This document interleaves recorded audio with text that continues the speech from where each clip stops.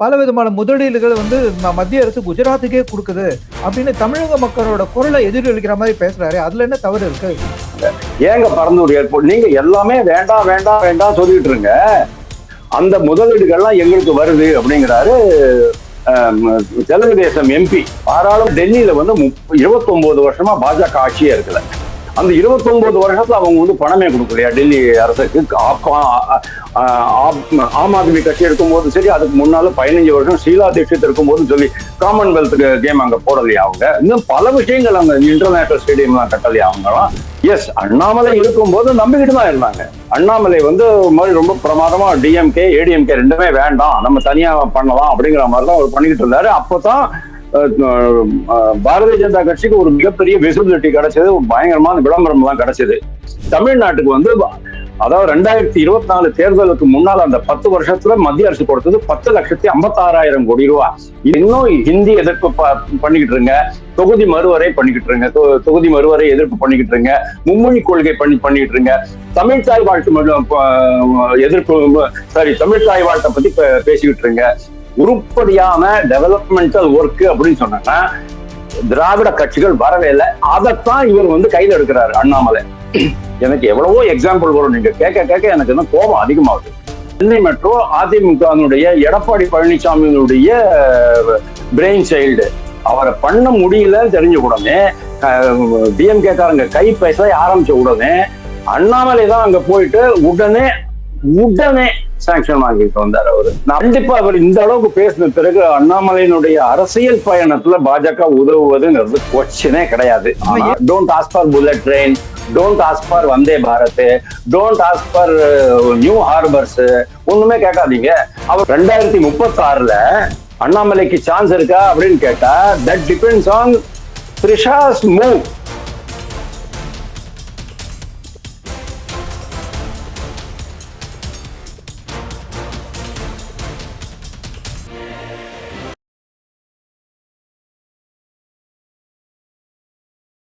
வணக்கம் தென்னவன் மீடியா நண்பர்களே. இன்று நம்முடன் சந்திப்பில் இணைந்திருப்பவர் திரு வாசுதேவன் அவர்கள். வணக்கம் சார். வணக்கம். இப்ப அண்ணாமலை அவர் வந்து அரசியல்ல வி த லீடர்ஸ் அப்படின்னு ஒரு என்ஜிஓ அமைச்சிருந்தாலும் இப்ப நிறைய அரசியல் விமர்சனங்கள் வந்து அவர் வந்து சொல்றாரு. அவர் வந்து ஒரு என்ஜிஓ லீடர் அப்படிங்கிறதுல இருந்து ஒரு அரசியல் தளத்துக்கு மாறுறது ரொம்ப தெளிவா தெரியுது. குறிப்பா தாவேக அரசு வந்து சகிப்புத்தன்மை வந்து ரொம்ப குறைவா இருக்கு. இந்த ஒரு கடந்த ஒரு மாசத்துக்குள்ளேயே ஒரு 20 பேர் விமர்சனம் சொன்னவங்கள வந்து அவங்க அரெஸ்ட் பண்ணியிருக்காங்க அப்படிங்கிறாரு. நீங்க வந்து என்ன நினைக்கிறீங்க? அதுல முதல்ல வந்து குறைகளை சொன்னதுக்காக தான் பண்ணிருக்காங்கன்னு நினைக்கிறீங்களா? இல்லாட்டி அந்த குறைகள் வந்து தவறான குறைன்னு நீங்க நினைக்கிறீங்களா? இல்ல, அண்ணாமலை சொன்னது இந்த விஷயத்துல கரெக்ட் தான். இவங்க கிட்டத்தட்ட டிஎம்கே மாதிரியே தான் தாவேக அரசனுடைய அணுகுமுறையும் இருக்கு இந்த விஷயத்துல. அதாவது ஒரு கிரிட்டிசிசம் வந்து அதை டாலரேட் பண்ணக்கூடிய அளவுக்கு கூட அவங்களுக்கு ஒரு பொறுமையே இல்லை. சட்டசபையில கூட நீங்க அதையே தான் பார்க்க முடியாது. சட்டசபையில இவங்க ஏதாவது ஒரு குறை சொல்லிட்டாங்கன்னா உடனே இவங்க எந்திரிச்சு வேற மாதிரி குறை சொல்றாங்க. அதாவது தாக்கி பேசுங்கன்ட்டு யாரோ அவங்களுக்கு வந்து அட்வைஸ் பண்ணிருக்கணும். வாட்ஸ்அப்ல மெசேஜ் போட்டிருப்பாரு முதல்வர், நினைக்கிறேன். முதல்வர் பண்ணாராங்கிறது எனக்கு தெரியாது, இருக்கலாம். தாக்கி பேசுங்க அப்படின்னு யாராவது வியூகம் அமைச்சு கொடுத்துருக்கலாம். நிர்மல்குமார், ஆதவ் அர்ஜுனா, ஆனந்த் எல்லாருமே செங்கோட்டையன் கூட வியூகம் அமைப்பாளர்கள் தான் முதல்ல. அதாவது அவங்க வியூகம் அமைச்சு கொடுப்பாங்க. அந்த மாதிரி அதான் சொன்னதுக்கு அப்புறம் தான் இந்த மாதிரி எல்லாருமே எழுந்திரிச்சு கண்ணா பின்னான்னு பேச ஆரம்பிச்சிட்டாங்க. உதயநிதிக்கு கண்ணியம் கற்றுக் கொடுங்கிற மாதிரி எல்லாம் கூட பேச ஆரம்பிச்சிட்டாங்கன்னு சொன்னா அது கொஞ்சம் நல்லா இல்லை. அதாவது பொறுமை வேணும். அதாவது ஒருத்தர் குற்றச்சாட்டு வச்சாங்கன்னு சொன்னா அது கொஞ்சம் பொறுமையா அதை கேட்டு அதுக்கப்புறம் தான் நடவடிக்கை எடுக்கலாம். அந்த ஜேம்ஸ் ராஜான்னுட்டு பாளையங்கோட்டையிலயோ நெல்லையிலயோ எங்கேயோ ஒரு இடத்துல அந்த பையனை அரெஸ்ட் பண்ணாங்க. 2 மாதம் வந்த உடனே அரெஸ்ட் பண்ணாங்க. சட்டம் என்ன சொல்றது, நீதித்துறையில என்ன சொல்றாங்க அப்படின்னு சொன்னா ஃபர்ஸ்ட் நீங்க வார்னிங் தான் கொடுக்கணும். அதுக்கப்புறமா 2வது முறை அவன் பண்ணாலும் கூட திருப்பியும் ஸ்டர்ன் வார்னிங் கொடுக்கணும். ரிப்பீட் அஃபெண்டர்ஸ் மட்டும்தான் கைது செய்யலாம் அப்படின்னு சொல்லி இருக்கும் போது இவங்க அந்த மாதிரி பண்றது தப்பு. அண்ணாமலையினுடைய WTL யாரோ போட்டு பேசிட்டான் அப்படிங்கிறதுனால அவர் அண்ணாமலை இதை கையில எடுத்திருக்கிறாருன்னு நான் சொல்லல. இதுக்கு முன்னாலேயும் கூட அந்த ஜேம்ஸ் ராஜாங்கிற பையனை அரெஸ்ட் பண்ண போதும் அண்ணாமலை அதுக்கு குரல் கொடுத்திருக்கிறாரு அப்படிங்கறத பாக்குறோம். இந்த சமயத்துல அவர் வந்து எடுத்து சொல்ல விரும்புறேன், மாரிதாஸ் வந்து ஆரம்பத்துல இருந்தே நிறைய குறைகளை சொல்லிருக்கிறப்ப அவரை வந்து கைது செய்யறதுக்கான நடவடிக்கை ரொம்ப தீவிரமா நடந்ததும் நமக்கு தெரியும். ஒரே ஒரு முறை அவரை கைது செய்து ஒரு நாள்ல ரிலீஸ் பண்ணி விட்டுட்டாங்க. அதுக்கப்புறமா அவர் வந்து he became hyper active. ஆமா. அதே மாதிரிதான் அதே சவுக்கு சங்கருக்கு டிஎம்கே என்ன பண்ணிச்சோ அந்த அளவுக்கு மோசமா போகல அப்படின்னாலும் அந்த ட்ரெண்ட் நம்ம போயிட்டு இருக்கோம், அந்த ட்ரெண்டை பார்த்து போயிட்டு இருக்காங்கிற மாதிரி தான் எனக்கு தோன்றது. அதனால அண்ணாமலை இதை சொன்ன அந்த இதுல வந்து அந்த குற்றச்சாட்டுல வந்து உண்மை இருக்குன்னு தான் நான் பாக்குறேன். நீங்க அண்ணாமலை வந்து அரசு நீங்க கேட்கிற கேள்வியில ஒரு சின்ன பொடி போட்டு பேசுனீங்க. அண்ணாமலை வந்து என்ஜிஓ நடத்துறாரு, அரசியல் கட்சியை மாற்றுறதுக்கு முயற்சி பண்றாரு, நிறைய விமர்சனங்கள் வைக்கிறாரு அப்படின்னு சொன்னீங்க இல்லையா? அது ரொம்ப ரொம்ப correct. That observation is correct. Why because day before yesterday தான் அவர் வந்து ராஜரத்னம் ஸ்டேடியம்ல ரொம்ப கிளியரா ஒரு பொலிட்டிக்கல் மெசேஜ் கொடுக்குறாரு. அதே சமயம் தாவேக்காவை அட்டாக் பண்ண ஆரம்பிச்சுட்டேன் அப்படிங்கிற மாதிரியும் அந்த ஒரு மெசேஜும் அதுல வந்திருக்கு. 3% 4% வாங்க ஆரம்பிச்சிட்டாங்க, எங்கிட்ட ஆடியோ இருக்கு ஜாகிரதை அப்படின்னு மிரட்டு இருக்கிறாரு. நேற்றுக்கு இந்தியா டுடேல பேசினதுதான் ரொம்ப மிகப்பெரிய ஒரு பேச்சு. எனக்கு என்னமோ இந்தியா டுடேல வந்து probably they are going for Tamil சேனல்னு எனக்கு தோன்றது. அதனால இப்போ கொஞ்சம் இந்த அண்ணாமலை மாதிரி இவங்க எல்லாம் கொஞ்சம் ப்ரிப்பேர் பண்ணி வைக்கிறாங்களா என்னங்கிறது தெரியல. What ever it is, Annamalai Tamil channel அந்த இந்தியா டுடே சேனல்ல பேசினது ஒரு மிகப்பெரிய பரபரப்பான செய்தியா மாறி போச்சு. இன்னைக்கு திருப்பியும் அவர் அதே ட்வீட் போட்டிருக்கிறாரு தாவேக அரசை பத்தி. அப்படின்னா என்ன, 1 வருஷம் நாங்க உங்களுக்கு கொடுத்துருக்கோம், கரெக்ட் தான். ஆனா மு.க. ஸ்டாலின் அன்னைக்கு என்ன சொன்னாரு, நாங்க 6 மாசம் பேசாம இருப்போம் அப்படின்னு சொன்னா அதுக்கு இந்த மாதிரி கொள்ளை கற்பழிப்பு கஞ்சா இதெல்லாம் நடந்துட்டு இருக்கு, இதெல்லாம் பத்தி நாங்க பேசாம இருப்போம் நீங்க நினைச்சுக்காதீங்கன்னு சொன்னார் பாத்துங்க மு.க. ஸ்டாலின். அதையதான் இவர் சொல்றாரு அப்படின்னு நான் நினைக்கிறேன். ஆக மொத்தம் அதாவது இந்த WTL வந்து இவருடைய பாதை என்னன்னு தெரியாம முழிச்சுக்கிட்டு இருந்த பல தொண்டர்கள் இருக்காங்க இல்லையா, அவங்களுக்கு எல்லாம் கொஞ்சம் ஓரளவுக்கு உற்சாகம் வந்திருக்கும் நான் நினைக்கிறேன். தேங்க்யூ. ஆமா சார். ஏன்னா அந்த பேட்டியை பத்தி தான் நானும் வந்து குறிப்பா எடுத்துக்கணும்னு நினைச்சேன். அதுல முதல்ல ஒரு கேள்வி அவங்க கேட்கறாங்க, எப்படி நீங்க வந்து இப்படி ஒரு முடிவு எடுத்தீங்க, அதாவது பாஜகல இருந்து வெளில வரதுக்கு. அதுக்கு வந்து அவர் சொல்றாரு, தமிழோட மக்கள் குரலை தேசிய கட்சிகள் சரியா கேட்பதில்லை. அவங்க வந்து எப்ப பாரு தமிழ்ல இருக்க பாஜகவா இருந்தாலும் உத்தரப்பிரதேசத்தையோ ஒரிசால நடக்கிற ஒரு பாஜக விஷயத்தை முட்டு கொடுக்கறதுக்காகவே தமிழக பாஜகவை வச்சிருக்காங்க. அந்த மாதிரி இதுல நான் இருக்க விரும்பல. தமிழக மக்களோட அவங்களோட அடிப்படை தேவைகளை களத்துல போய் இறங்கி செய்ய ஒருத்தரா நான் இருக்க விரும்பினால கருத்து வேறுபாடு இருந்து நான் வெளியே வர விரும்பி மேல இருந்து சொல்லி அவங்க அக்டோபர் வரைக்கும் எங்களை காத்திருக்க சொல்லி வந்தேன் அப்படிங்கிறாரு. என்ன நினைக்கிறீங்க அதை பத்தி? தப்பு, ரொம்ப தப்பான ஒரு அப்ரோச். அண்டர்ஸ்டாண்டிங்கே சரியில்லை அப்படின்னு நான் நினைக்கிறேன். அண்டர்ஸ்டாண்டிங் அவருக்கு இருக்கு சார், ஆனா வேணும்னே அவர் கொஞ்சம் திரிச்சு பேச ஆரம்பிச்சிருக்கிறார் அப்படின்னு. அந்த இன்டர்வியூ நீங்க மொத்தமா பாருங்க, ஒரேடியா உட்காந்து அட்டஸ்டச்சு நீங்க பாத்தீங்கன்னா பல விஷயம் உங்களுக்கு புரியும்.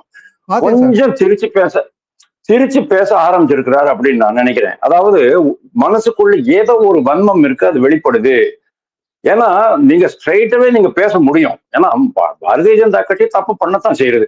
சார், மேகதாது அணைக்கு இது போடக்கூடாதுன்னு சொல்லிட்டு இவர் வந்து தமிழக பாஜக தலைவராக இருக்கும்போது மேகதாதுக்கு இவர் குரல் கொடுக்கல. ஆனா மேகதாதுக்கு எதிராக தமிழக சார் மன்னிக்கணும், நேத்தி பேட்டியில அவர் சொல்றாரு, நான் வந்து தமிழக பாஜக தலைவரா இருந்த போதே கர்நாடகா பாஜகவை எடுத்து குரல் கொடுத்திருக்கேன் அப்படின்னு சொல்றாரு. கரெக்ட், அதை எதிர்த்து தான் குரல் கொடுத்தாரு.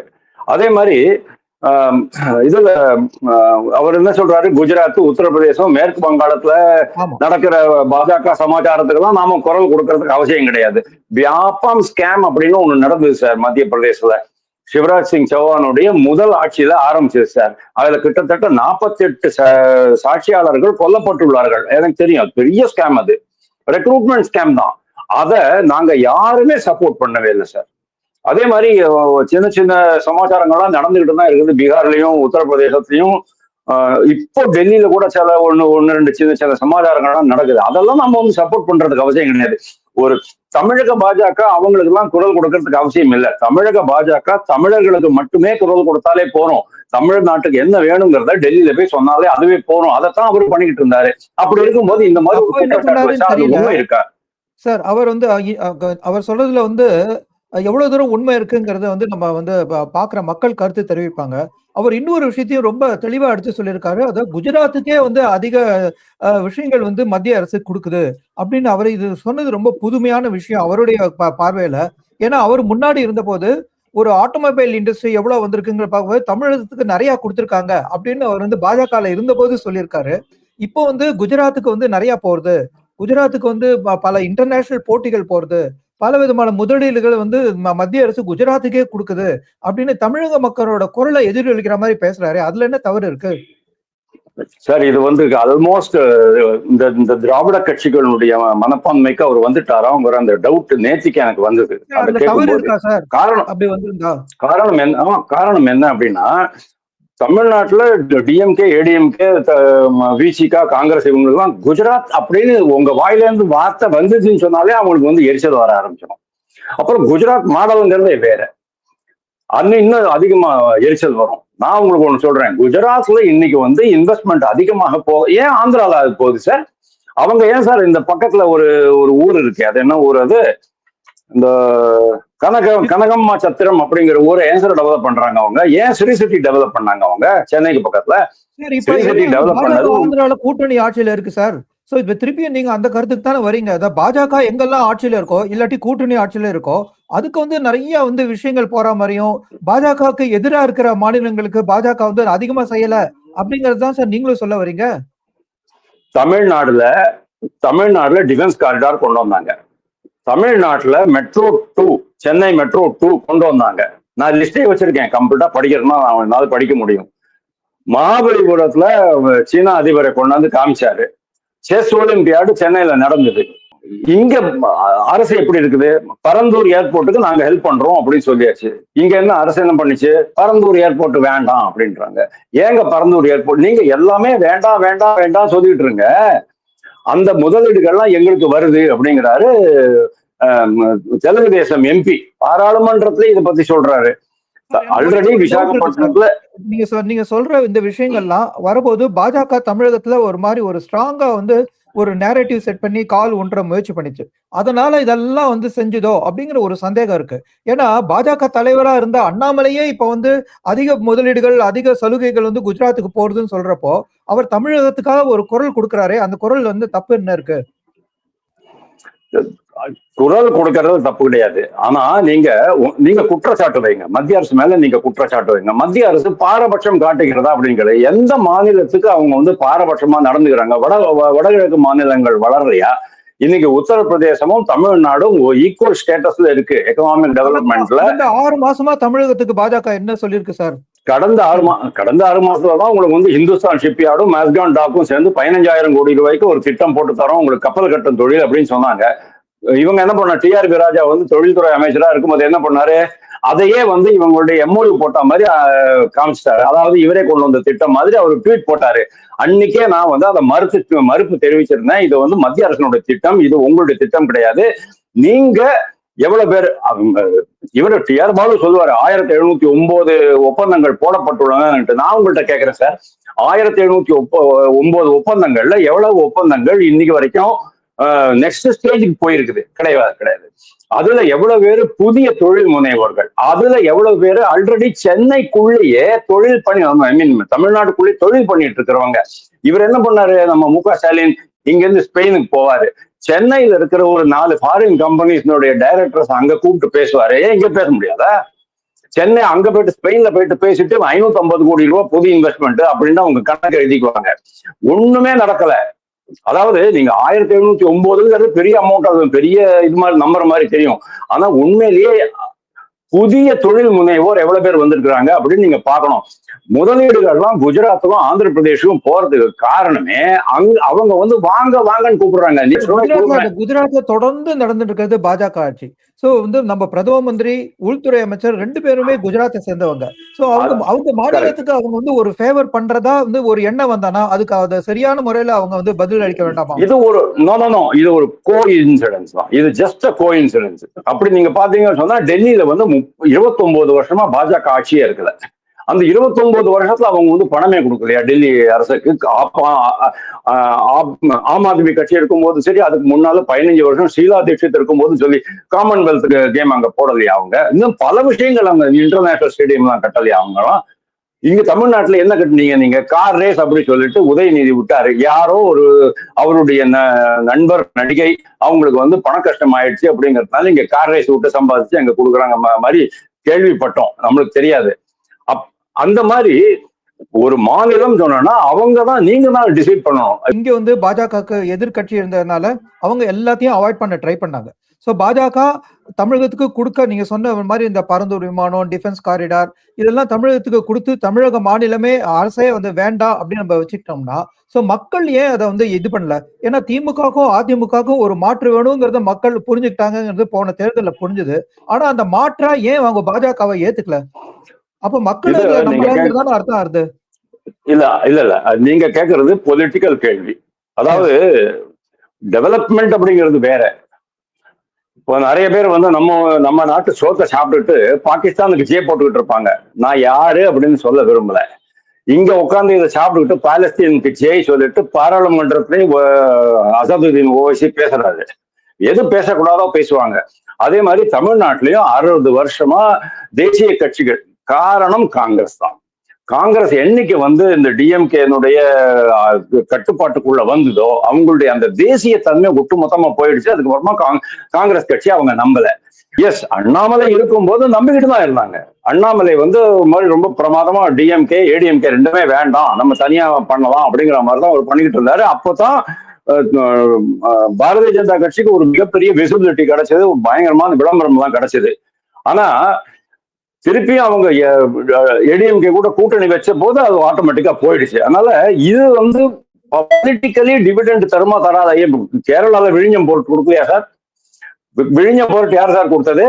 பினராயி விஜயன். கம்ப்ளீட்டா ஏத்துக்கிறேன் சார். தமிழக மாநிலம் தான் வந்து விழிஞ்சம் வந்து அவாய்ட் பண்ணிச்சு. அது வந்து உடனே கேரளா ஏத்துக்குச்சு. அதை நான் கம்ப்ளீட்டா ஒத்துக்கிறேன். ஆனா அது மட்டும் இல்ல, அது மட்டும் இல்ல, ஒரே ஒரு விஷயம் சொல்லிடுறேன். கோவால இருந்து மேங்களூர் வரைக்கும் போட்டாச்சு ஹைவே. மேங்களூர்ல இருந்து திருவனந்தபுரம் வரைக்கும் போடணும், ஒரு 550 கிலோமீட்டர். போடவே மாட்டாங்க. ஆனா பினராயி விஜயன் ஆட்சி பொறுப்பு ஏற்ற பிறகு இவர் நிதின் கட்கரி போய் சொல்றாரு, அவன் மாதிரிலாம் பண்ணாதீங்க, இந்த ப்ராஜெக்டை நீங்க பண்ணுங்க, எனக்கு இடம் வாங்கி கொடுங்க. வித்தின் 3 இயர்ஸ் மொத்த ஸ்ட்ரெச்சுக்கு அவங்க இடம் வாங்கி கொடுத்தாங்க. இன்னைக்கு ஃபர்ஸ்ட் கிளாஸா இருக்கு அந்த ரோடு. அதாவது 16-18 மணி நேரம் ஆக ஒரு ரோடு இன்னைக்கு 8-10 மணி நேரத்துக்குள்ள திருவனந்தபுரம் வர முடியும். அந்த மாதிரி. அதாவது எதுக்கு சொல்ல வரேன்னா, கம்யூனிஸ்ட் ஆளும் மாநிலங்கள்ல கூட மத்திய அரசு பாரபட்சம் இல்லாம நடக்கிறது. மத்திய அரசுக்கு வந்து பாருங்க, உங்களுடைய 41% நிதி வரணுமா இல்லையா? அதுல அவங்க கை வைக்கிறாங்களா? தமிழ்நாட்டுக்கு வந்து அதாவது 2024 தேர்தலுக்கு முன்னால் அந்த 10 வருஷத்துல மத்திய அரசு கொடுத்தது 10,56,000 கோடி ரூபாய். இந்த 2 வருஷத்துல இன்னும் 2 லட்சம் கோடி ரூபாய் அவங்க கொடுத்துருக்காங்க. இதெல்லாமே budget, other than budget. So நீங்க எந்த விதத்துல ஒரு பாரபட்சம் பண்ணாங்க அப்படின்னு சொல்லுங்க. மாநில அரசுகள் தான் இதெல்லாம் டிசைட் பண்ணணும். நீங்க உங்களுடைய இன்ஃப்ராஸ்ட்ரக்சர் வழங்க. நீங்க வந்து சேலத்துக்கு 8 வழிச்சாலை வேண்டாம். அதுக்கப்புறமா டிஎம்கே ஆட்சிக்கு வந்த உடனே அவங்க என்ன சொல்றாங்க, 8 வழிச்சாலை நாங்க வேண்டாம்னு சொல்லவே இல்லை, நாங்க வந்து சென்னை சேலம் தான் வேண்டாம்னு சொன்னோம், சேலம் சென்னை வேணும் அப்படின்னா இந்த மாதிரி எல்லாம் பேச ஆரம்பிச்சா என்னதான் பண்ண முடியும்?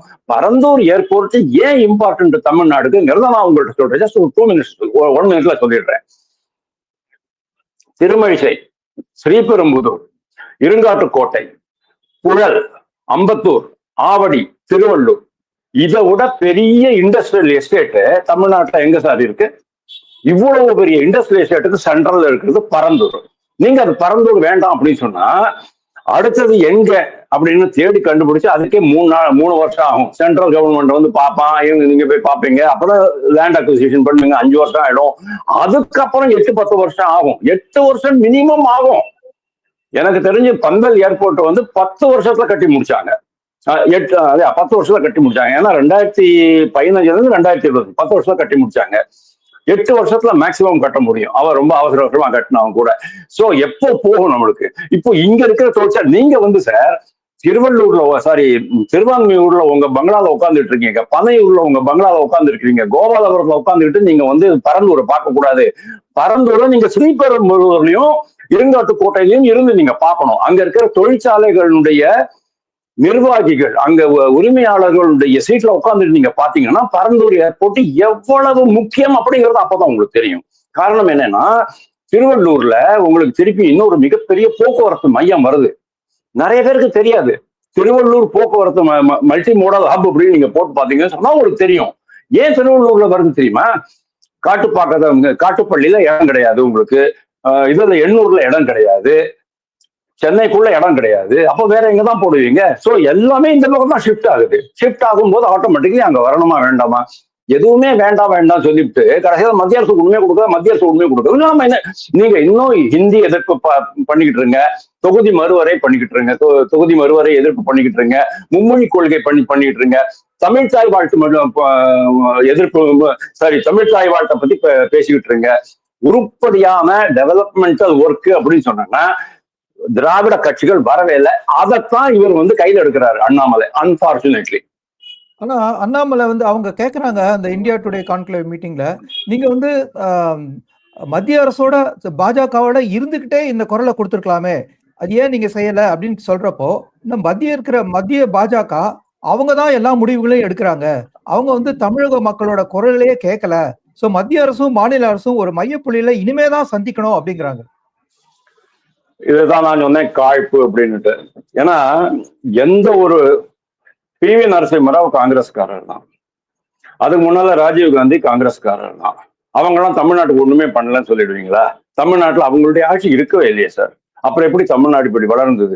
எல்லாமே அந்தந்த மாநில அரசுகள் டிசைட் பண்றதுதான். ஒரு எக்ஸாம்பிள் பண்றேன், இன்னொரு எக்ஸாம்பிள் சொல்லி உங்களுக்கு எக்ஸ்பிளைன் பண்றேன் நேயர்களுக்கு. சந்திரபாபு நாயுடு யுனைடெட் ஆந்திர பிரதேஷ்க்கு சீஃப் மினிஸ்டரா இருக்கும்போது டெக் சிட்டியா டெவலப் பண்ணாரு ஹைதராபாத். அது என்ன டெல்லியில உட்காந்து டிசைட் பண்ணாரா சார்? அதுக்கப்புறம் தான் பெங்களூர்ல டெவலப் பண்ணாங்க. காங்கிரஸ் ஆட்சி இருக்கும்போது பெங்களூரை பிகேம் அனதர் சிலிகான் வேலி, இந்தியா சிலிகான் வேலிங்கிற அளவுக்கு போயிட்டாங்க. பூனா டெவலப் ஆச்சு. அப்போ சென்னை பின்தங்கி இருந்தது. ஜெயலலிதா வந்தாங்க. ஜெயலலிதா வந்துட்டு உங்க டைடல் பார்க் ஆரம்பிச்சாங்க. அதுக்கப்புறமா சோழிங்கநல்லூர் காரிடார் ஆரம்பிச்சாங்க. அதுக்கப்புறம் தான் இங்க ஐடி பார்க் அதிகமா ஆரம்பிச்சது. யாருடைய தப்பு? ஏன் சந்திரபாபு நாயுடு டெல்லியில உட்காந்துருந்தாரா?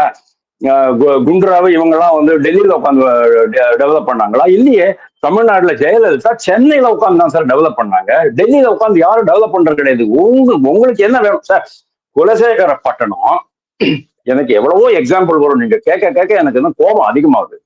குலசேகரப்பட்டினம் நம்மளுக்கு 1968லயே வந்திருக்கணும். ஆனா அன்னைக்கு ஒரு அமைச்சர் வந்து அந்த டெல்லியில இருந்து வர டீம், அப்போ வந்து இந்த இந்திரா காந்தி பீரியட், டெல்லியில இருந்து வர டீமை ஒரு அமைச்சர் போய் பாக்குறாரு. ஃபுல்லா கள்ளு குடிச்சிட்டு வந்திருக்கிறாரு. அவங்க பார்த்தாங்க, தமிழ்நாட்டுக்கு இது வேண்டாம், ஸ்ரீஹரிகோட்டாக்கு போயிடலான்ட்டு அங்க போனாங்க. Tamil Nadu lost it that time. Okay, அந்த மாதிரி நீங்க இருந்தீங்கன்னு சொன்னா உங்கள்கிட்ட யார் சார் வருவாங்க? தமிழ்நாட்டுல இன்னைக்கும் சொல்றேன் சார், முதலீடுகளுக்கு கவலையே கிடையாது. உத்தரப்பிரதேசத்துல இருந்து 2022ல 2 ஆபீசர்ஸ் வந்தாங்க. இங்க 5 ஸ்டார் ஹோட்டல் உட்கார்ந்து இருந்தாங்க. 2 நாள் 10,000 கோடி ரூபாய் திரட்டிட்டு போயிட்டாங்க. டீடெக்ஸ் அப்படின்னுட்டு கேரளால ஒரு புதிய பார்ட்டி கூட ஆரம்பிச்சிருக்கிறாங்க. அவங்க இந்த ட்ரிப் 2-3 பஞ்சாயத்து கூட பிடிச்சிருக்கிறாங்க. அவங்க சென்னைக்கு வரணுமா இருந்து 2021ல ஆந்திர பிரதேஷ்க்கு போனாங்க. கூகுள் டேட்டா சென்டர் 85,000 கோடி ரூபாய் விசாகப்பட்டினத்துக்கு போச்சு. ஏன் இங்க வரல சொல்லுங்க நீங்க? தமிழ்நாட்டுல ஏதாவது ஒரு இன்டர்நேஷனல் ஈவெண்ட் நடக்கிறதுக்கு சென்னையில இடம் இருக்கா சார்? சென்னையினுடைய சிச்சுவேஷன் என்ன சார்? நீங்க பாருங்க சார், அந்த பக்கம் ஜவஹர்லால் ரேடியல் ரோடு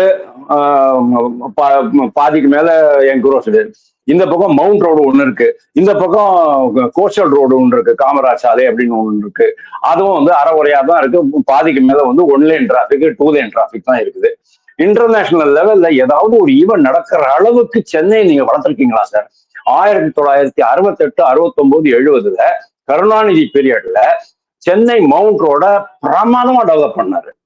அப்போ சென்னை அவர் தான் ஃபர்ஸ்ட் டைம் நம்ம வந்து அண்டர் கிரவுண்ட், பாம்பேல கூட இருக்குது. நான் உங்களுக்கு சொல்றேன் சார், பாம்பேல பல இடங்கள்ல அண்டர் கிரவுண்ட் எல்லாம் கிடையாது. ஆனா சென்னை மவுண்ட் ரோட்ல 14 சுரங்க பாதைகள் போட்டு சக்காச்சக்குன்னு பண்ணி வச்சிருந்தாங்க. அன்னைக்கு அவங்களால பண்ண முடிஞ்சது. கருணாநிதி என்ன டெல்லியில உட்காந்து வேலை பண்ணாரா சார்? உங்களுக்கு மதிய உணவு திட்டத்துக்கு காமராஜர் டெல்லியில உட்காந்து என்ன பேசுறீங்க? சொல்ல வரத பார்த்தாண்டா, இப்ப நான் டெல்லியில இருந்து பண்ணதை விட தமிழ்நாட்டுல இருக்கிறவங்க பண்ணவங்க தான் அதிகம் அப்படின்னு சொல்ல வர மாதிரி தெரியுது. அது மாதிரி கரெக்ட் தானே? டெல்லி சொல்றதையே எப்ப முடியல, நம்ம தனியா வரணும் அப்படின்னு தானே அவர் சொல்ல வர்றாரு. இல்ல அண்ணாமலை வந்து நான் சொல்றது வந்து தமிழ்நாடு இதெல்லாம் டெவலப் பண்ணி, குஜராத் மாதிரி இதெல்லாம் லோக்கலா டெவலப் பண்ணி அதுக்கப்புறமா உங்களுக்கு நீங்க இன்வெஸ்ட்மெண்ட் கேட்டீங்கன்னா ஆட்டோமேட்டிக்கலா வரும். அதே சமயம் சென்ட்ரல் கவர்மெண்ட்டுக்கு என்னென்ன உங்களுக்கு கொடுக்கணும் அப்படிங்கிறது, ஃபார் எக்ஸாம்பிள் நெடுஞ்சாலைகள், இது அது என்னது துறைமுகங்கள், நெடுஞ்சாலைகள், துறைமுகங்கள், சோலார் பிளான்ட் எல்லாமே அவங்க தான் கொடுக்க போறாங்க. டிஃபென்ஸ் காரிடார் அவங்க தான் கொடுக்குறாங்க. அவங்களுடைய திட்டங்கள் என்னென்ன எந்தெந்த மாநிலங்கள்ல வரணுங்கிறத அவங்க கரெக்டா டிசைட் பண்ணுவாங்க. ஒரே ஒரு பகுதியை மட்டும் எப்பவுமே அவங்க விடுறது கிடையாது. ஒரிசால கூட உங்களுக்கு வந்து ராக்கெட் லான்ச்சிங் ஸ்டேஷன் இருக்கத்தான் இருக்கு. தென் தமிழகம் வந்து ஒரு மிகப்பெரிய ஒரு ராக்கெட் லான்ச்சிங் ஸ்டேஷன் பிளஸ் அதனுடைய ஆன்சிலரி யூனிட்ஸ் எல்லாம் வர வேண்டிய ஒரு இடம். ஏன்னா திருவேண்டரத்துல தும்பா இருக்குது, இந்த பக்கம் குலசேகரப்பட்டினம் இருக்கு, மிகப்பெரிய கடற்கரை, ரொம்ப ஷாலோ வாட்டர்ஸ், எல்லாமே ரொம்ப ஷாலோ வாட்டர்ஸ் தான். அந்த பக்கம் கொஞ்சம் ஆழம் ஜாஸ்தி, இந்த பக்கம் கொஞ்சம் ஆழம் ரொம்ப கம்மி. சோ இங்க வந்து ஆப்பர்ச்சுனிட்டிஸ் நிறைய இருந்துச்சு. ஆனா இன்னைக்கு வரைக்கும் யாரும் டெவலப் பண்ணல. காரணம் வந்து மாநில அரசுகள் ஒத்துழைக்க மாட்டேங்குது. மாநில அரசுகள் ஒத்துழைக்காத ஒரே காரணத்தினாலதான் மத்திய அரசு பல திட்டங்களை தமிழ்நாட்டுக்கு கொண்டு வர முடியாம போறது. ஏன்னா அவங்க வந்து சொல்றாங்க திருப்பி தேசிய நெடுஞ்சாலே போடுறாங்க, ரயில்வேஸ் போடுறாங்க. ஆனா இங்க சென்னையில இருந்து பெங்களூர் போற ரோடு ஏன் சார் இன்னும் முடிவடையாம இருக்கு? 2021 நிதின் கட்கரி சொன்னாரு 23% தான் எங்க கையில வந்திருக்குது அப்படின்னாரு. 5 வருஷம் டிஎம்கே காரங்க என்ன சார் பண்ணாங்க? இன்னும் கூட அந்த ரோடு முடிவடையாம இருக்கு. அப்போ இதுக்கு யார் காரணம்? மத்திய அரசு காரணமா, மாநில அரசு காரணமா? நீங்க சொல்லுங்க. அதனாலதான் சொல்றேன், மத்திய அரசின் திட்டங்கள்ங்கிறது வேற, மாநில அரசு அவங்களுடைய வளர்ச்சி திட்டங்களை அவங்க இஷ்டப்படி பண்ணிக்கிறதுக்கு முழு அதிகாரமும் இருக்கு. அப்படி கூட நீங்க பாருங்க, சென்னை மெட்ரோ அதிமுகனுடைய எடப்பாடி பழனிசாமியினுடைய பிரெயின் சைல்டு. அவரை பண்ண முடியலன்னு தெரிஞ்ச உடனே டிஎம்கே காரங்க கை பேச ஆரம்பிச்ச உடனே அண்ணாமலை தான் அங்க போயிட்டு உடனே சாங்ஷன் வாங்கிட்டு வந்தார் அவரு, 43,000 கோடி ரூபாய். அதனால அண்ணாமலை சொல்ற குற்றச்சாட்டுல வந்து கொஞ்சம் கூட உண்மை இல்லை. ஏதோ ஒரு வன்மம் அவருடைய மனசுல இருக்கு. அல்லது சென்ட்ரல் கவர்மெண்ட்டையும் மோடி தான் மிக அதிகமான பலசாலி அரசியல்வாதி. இன்னைக்கு வந்து ஸ்டாலின் அரசியல்வாதி கிடையாது, பலமான அரசியல்வாதி கிடையாது, எடப்பாடி பழனிசாமி கிடையாது, விஜய் ஓரளவுக்கு பலமான அரசியல்வாதி. நீங்க வந்து நான் பாருங்க, மோடியையும் எதிர்க்கிறேன், விஜயையும் எதிர்க்கிறேன் அப்படி சொன்னாதான் எங்களுக்கு ஓட்டு விழும்னு அவர் கணக்கு போடுறாரா? புரியல எனக்கு. ஓகே சார், இப்ப நான் என்ன கேட்க விரும்புறேன்னா, இப்ப ஒருவேளை அண்ணாமலை வந்து நீங்க சொல்ற மாதிரி மோடியும் எதிர்க்கிறேன், தாவேகாவையும் எதிர்க்கிறேன்னு எஸ்டாப்ளிஷ் பண்ணி அவர் வந்து ஒரு ஆட்சிக்கு மாற்றத்துக்கான வழியை வகுக்கிறாருன்னா, நாளைக்கு அவர் ஆட்சிக்கு வந்த அப்புறம் இப்ப இருக்கிற ஒரு காழ்ப்புணர்ச்சி, நீங்க சொல்ற அந்த காழ்ப்புணர்ச்சி உண்மைன்னா மத்திய பாஜக அண்ணாமலைக்கு உதவுமா, உதவாதா? கண்டிப்பா. அவர் இந்த அளவுக்கு பேசின பிறகு அண்ணாமலையினுடைய அரசியல் பயணத்துல பாஜக உதவுவதுங்கிறது கொஸ்டினே கிடையாது. ஏன் கேக்குறேன்னா, இன்னைக்கு ஒரு பாஜகவை சேர்ந்த ஓபிசி நிர்வாகி சொல்லியிருக்காரு, அண்ணாமலை அவருடைய அடுத்த பிறந்த நாள்ல அவர் காங்கிரஸ்லயே சேர்ந்தாலும் ஆச்சரியப்படத்துக்கு இல்ல அப்படின்னு. நான் டிஎம்கே சொன்னேன், முதல்ல சீமான் அப்படின்னு சொன்னேன். ஏன்னா இவர் வந்து தேசியமும் பேசுவாராம், தமிழ் தேசியமும் பேசுவாராம். அப்படின்னா அதே மாதிரி எல்லாமே வந்து பஞ்சாயத்து லெவல்ல நம்ம தான் முடிவு பண்ணணும். டெல்லியில உட்காந்துக்கிட்டு, பனையூர்ல உட்காந்துக்கிட்டு, கோபாலாபுரத்துல உட்காந்துக்கிட்டு எல்லாம் நீங்க முடிவு பண்ணக்கூடாது. பஞ்சாயத்து லெவல்ல நம்ம தான் முடிவு பண்ணணும். ஓகே பண்ணுங்க. சீமான் என்ன சார் சொன்னாரு? எங்க முப்பாட்டா எனக்கு நிலம் கொடுத்துருக்காண்டா, அதை நான் உழணுண்டா, எனக்கு எதுக்குடா ராக்கெட் சயின்ஸ், எனக்கு எதுக்குடா விண்வெளி விஞ்ஞானம் அப்படின்னு கேட்டார்ல. அந்த லெவல்ல இருந்துட்டு போங்க. Don't ask for bullet train, don't ask for Vande Bharat, don't ask for new harbours, ஒண்ணுமே கேட்காதீங்க. அவரோட கூட்டணி வச்சுக்கோங்க. மத்திய பாஜக இனிமேலும் இதெல்லாம் பேசின பிறகு கூட அவங்களுக்கும் தெரியும் சார், அரசியலினுடைய நிர்பந்தத்தினால்தான் அவர் பேசுறாரு அப்படின்னுட்டு. அப்படின்னா நான் உங்கள்ட்ட ஒரு கேள்வி கேட்கிறேன், நீங்க வந்து பாஜகனுடைய தலைவராக இருக்கும்போது இந்த விஷயம் உங்களுக்கு புரியலையா? கண்டிப்பா புரிஞ்சிருக்கும். Because he is a very intelligent man. கண்டிப்பா அவருக்கு இந்த விஷயம் தெரிஞ்சிருக்கும். ஆனா அவர் ஏன் அதை பத்தி பேசல அப்படிங்கிற அந்த கேள்வி வருது. அப்படின்னா என்ன அர்த்தம்? You are not honest in that job. உடல் இங்கே, மனம் அங்கே அப்படிங்கிற மாதிரி நீங்க இருந்திருக்கீங்க அப்படின்னு நான் குற்றம் சாட்டுறேன். இது அண்ணாமலை தான் விளக்கணும் சார். அப்போ அடுத்ததா அவர் என்ன ஒரு விஷயம் எடுத்துக்கிறாருன்னா, இங்க திராவிட கட்சிகளுக்கு எதிர்காலம் இருக்கா அப்படின்னு கேட்கிறப்போ, திமுகவுக்கு ஒரு புதிய தலைமை வந்தா வேணா வாய்ப்பு இருக்கு. அதிமுக அழிஞ்சே போயிடுச்சு அப்படின்ட்டாரு. சோ திமுகவுக்கு புதிய தலைமை, அதாவது அவங்க குடும்பத்திலேருந்து வர தலைமை இல்லாம வெளியில இருந்து தலைமை வந்தா வாய்ப்பு இருக்குங்கிறாரு. அத பத்தி என்ன நினைக்கிறீங்க? இல்ல அந்த அந்த பாயிண்ட் நான் ஒத்துக்கிறேன். அவர் 2 பாயிண்ட் அதுல.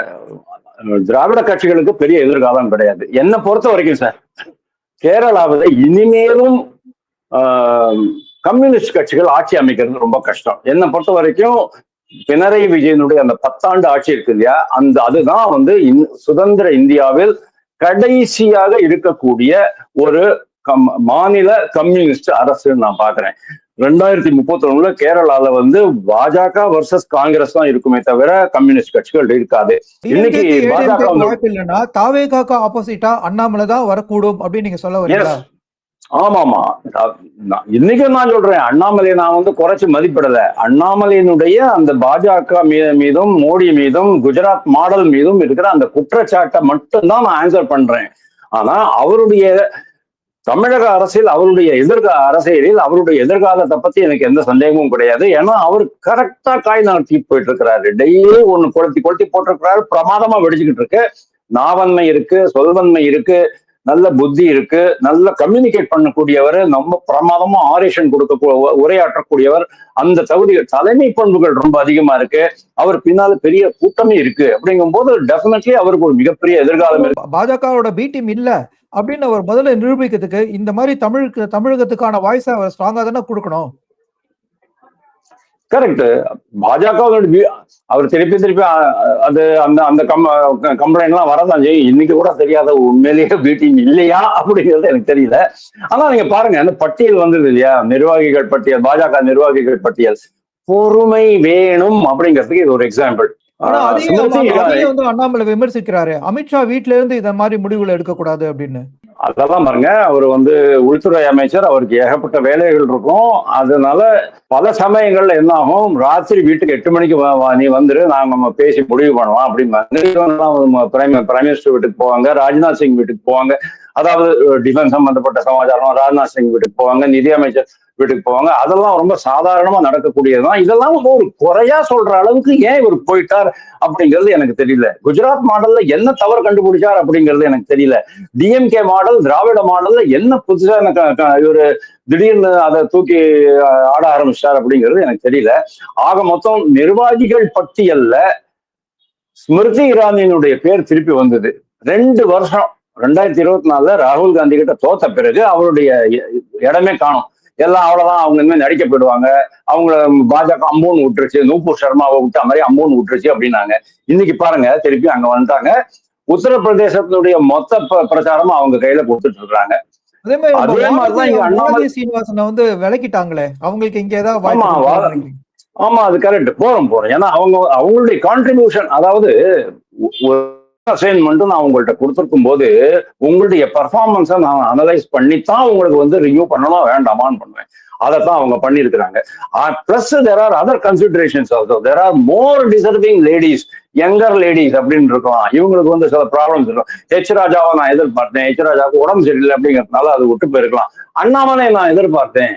இன்னைக்கு அண்ணாமலை இருந்திருந்தான்னு சொன்னோம்னா டெஃபினெட்லி பாராளுமன்ற பட்டியல் இன்னும் வரல சார், அதுல வந்திருக்கும் சார். ஏன்னா அண்ணாமலை எனக்கு தான் ஆஃபர் பண்ணாங்க, அவங்க 3 வருஷம் அங்க இருக்க சொன்னாங்க, நான் தமிழ்நாட்டுல கை வச்சு வேலை பண்ண விரும்புறேன்னு சொல்லிட்டாரு. அங்கதான் வரேன் நான். அண்ணாமலையை நாங்கெல்லாம் எப்படி பார்த்தோம் அப்படின்னு சொன்னா, இஸ் a லீடர்ஷிப் மெட்டீரியல். அதாவது அடுத்த 25 வருஷத்துக்கு யார் யாரு பிரைம் மினிஸ்டருக்காக வரதுக்கு லாயக்குங்கிற அந்த பட்டியல்ல அண்ணாமலையுடைய பெயர் இருந்தது நானே சொல்லியிருக்கேன். இவர் வந்து ஒரு ஆல் இண்டியா பர்சனாலிட்டி அப்படின்னு தான் நான் பார்த்துக்கிட்டு இருந்தேன். ஆனா உங்க சேனல்ல கூட நான் அதை சொல்றேன், அண்ணாமலை நீங்க வந்து ஒரு மாநிலத்துக்குள்ள குறுக்க முடியாது அப்படின்னு நான் சொன்னேன். இப்ப அவர் குறுகிறாருன்னு நினைக்கிறீங்களா? இன்னைக்கு குறுகிறார். இன்னைக்கு அவரு தன்னைத்தானே மாநிலத்துக்குள்ள குறுக்க விரும்பிக்கிறாருன்னா நாம என்ன பண்ண முடியும்? எந்த ஒரு கட்சி அவர் வந்து ஆரம்பிச்சு மாநிலத்துக்கு தான் செய்ய வேண்டியதை செஞ்சுட்டு அதுக்கப்புறம் தேசிய அளவுல வளரலாம்னு நினைக்கலாமே. அது லேட்டர் ஆன். ஆனா one thing I tell you, இன்னைக்கு இருக்கிற கண்டிஷன்ல சொல்றேன்னே தப்பா நினைச்சுக்காதீங்க, விஜய்க்கு செகண்ட் டேர்ம் உண்டு. எதை வச்சு சார் அப்படி சொல்றீங்க? அவரை வந்து நிறைய ஊழல் குற்றச்சாட்டு இருக்கு. அண்ணாமலையே அந்த ஊழலுக்கான ஆடியோ இருக்குன்னு சொல்லியிருக்காரு. எவ்வளவு வேணாலும் இருக்கட்டும், எவ்வளவு வேணாலும் இருக்கட்டும், எப்படி நரேந்திர மோடியினுடைய 2019 282ல இருந்து 303க்கு மாறிச்சோ அதே மாதிரி இவர் 107ல இருந்து 135க்கு மாறிடுவாரு. 2036ல அண்ணாமலைக்கு சான்ஸ் இருக்கா அப்படின்னு கேட்டா that depends on Trisha's move. Trisha madam என்ன டிசைட் பண்றாங்களோ, அவங்களுடைய மூவ் என்ன இருக்கோ அதை பொறுத்து தான் இவருடைய இது அமையும் அப்படின்னு நான் நினைக்கிறேன். அது பை த டைம் வந்து விஜய் வந்து ஹேண்ட் ஓவர் பண்ணாலும் பண்ணலாம், அதுக்கப்புறமா த்ரிஷா வர்சஸ் இது அப்படிங்கிற மாதிரி ஆகலாம், தெரியாது எனக்கு.